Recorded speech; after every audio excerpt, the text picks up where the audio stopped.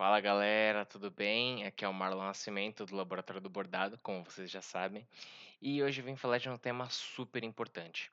Porque 90% das matrizes que a gente compra online ou mais tem graves problemas técnicos. Isso é um tema super importante que a gente precisa falar. Às vezes a gente não sabe muito bem quais são os problemas, né?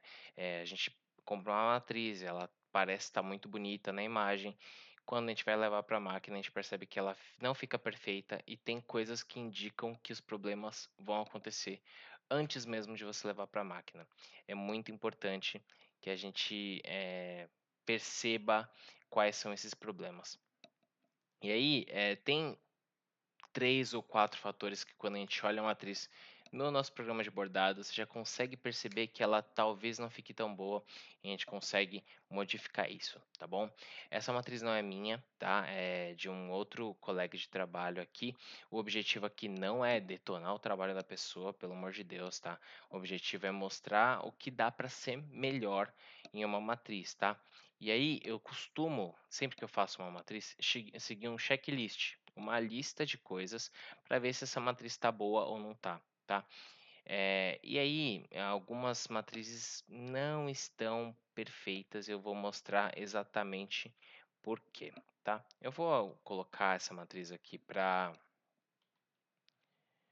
simular, e aí a gente vai perceber que ela é bem feitinha até, tá?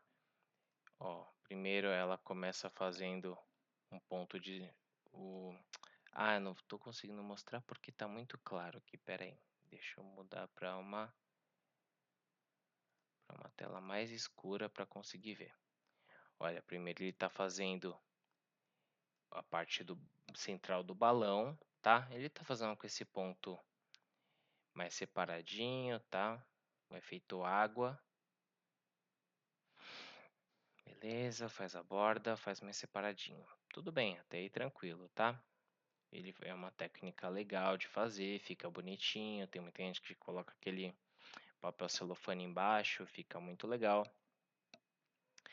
Mas vocês vão perceber uma coisa muito importante. Se você me acompanha faz tempo, vocês vão perceber uma coisa muito importante. Enquanto isso, caso você não me siga ainda, já clica no botão aí de se inscrever, já curte esse vídeo, porque eu acho que você vai entender que é muito importante aprender a fazer matrizes bem feitas, tá? Beleza. Tá fazendo aqui agora o urso. E são pontos todos muito separadinhos, tá? Então, são pontos muito separadinhos, eles não são pontos muito cheios. São para roupa de criança, muito provavelmente, então é bom que seja bem leves esses pontos. Porém, algumas coisas podem muito bem repuxar caso não fiquem bem feitos aqui, tá? E aí, olha só, já fez a grande maior parte do desenho, agora ele está fazendo todo o contorninho do urso, ó. Fez todos os contornos das coisas, tá? Acelerei um pouquinho para não ficar eternamente passando aqui. E beleza, terminou. Agora, deixa eu colocar no branco o fundo de novo. E aí você vai entender uma coisa. Nessas partes onde é mais separado, não tem problema. Ele vai, se o tecido tiver bem esticadinho no bastidor, tiver com uma entretela boa ou com TNT, esses pontos sairão bem feitos, teoricamente, tá? Porque nenhuma dessas partes aqui que são mais separadas tem um ponto de suporte, ou seja lá como for o ponto de suporte. Eu até entendo não ter um ponto de suporte passando pelo meio nesses pedaços onde o ponto é bem separado. Porém, se não tiver um ponto segurando pela borda, o tecido vai repuxar. Todo o tecido repuxa, isso é muito importante saber, tá, gente?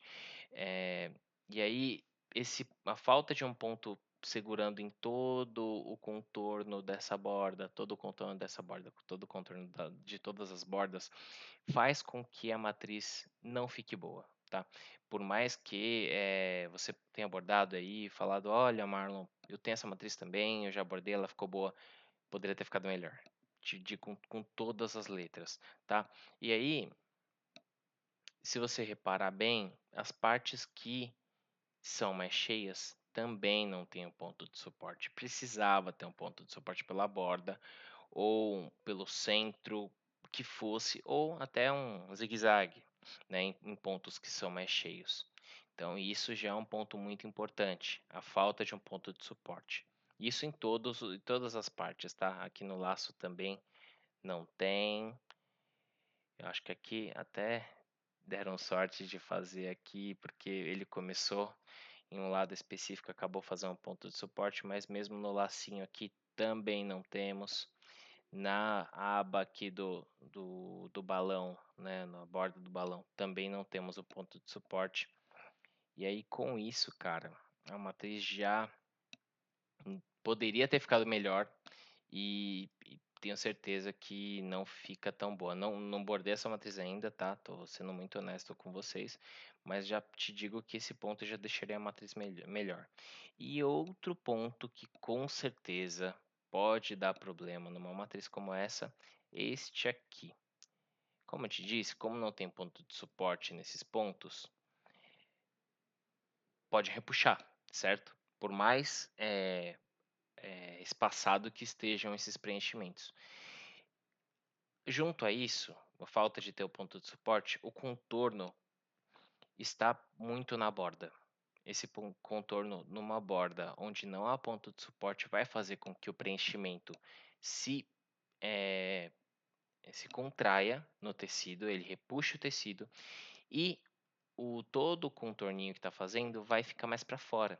E aí, na prática, o que a gente vai ver no bordado, quando o bordado for feito na máquina, é isso aqui, ó. O preenchimento vai ficar mais para dentro e a borda vai ficar mais para fora, causando falha no seu bordado. Apenas se você der muita sorte, você não vai ver isso acontecendo. Se você colocar um tecido que não estica muito, tipo um jeans, fizer com uma entretela muito boa, bem dura, e fazer com uma agulha mais fina também. Tudo isso junto vai fazer com que o seu bordado, se ele tiver com essas configurações aqui, você vai talvez ter a sorte de ele não repuxar e não aparecer nenhum problema. Mas muito provavelmente isso vai acontecer. E isso acontece em 90% das matrizes que existem por aí para comprar, tá? Ou você, quando você pede para alguém fazer a matriz para você. São problemas que acontecem em inúmeros bordados, tá? Não só esse que eu estou mostrando. E como eu disse, não estou atacando diretamente ninguém falando isso. Só é um erro muito recorrente que eu vejo por aí. E com isso, queria dizer que tem uma forma certa de fazer, que é seguindo um passo a passo de como fazer a sua matriz, que é eu tenho um checklist desse, eu tenho um passo a passo desse que eu posso passar para todos vocês. Mas, e aí antes disso, se você ainda não segue esse canal, já segue esse canal, curte o vídeo aqui, que eu vou passar isso no final do vídeo para vocês, tá bom? E aí, esse passo a passo começa com entendendo qual que é o tecido que você vai usar, tá? Qual que é o tecido aonde você vai abordar essa matriz, porque todas as matrizes têm um tecido específico para qual ela foi pensada. E isso é muito importante. Não adianta você pegar uma matriz que foi pensada para o jeans e colocar ele na malha, uma matriz que foi pensada na malha e colocar ele no cetim. Cada tecido tem sua particularidade e sua configuração, onde a matriz fica melhor.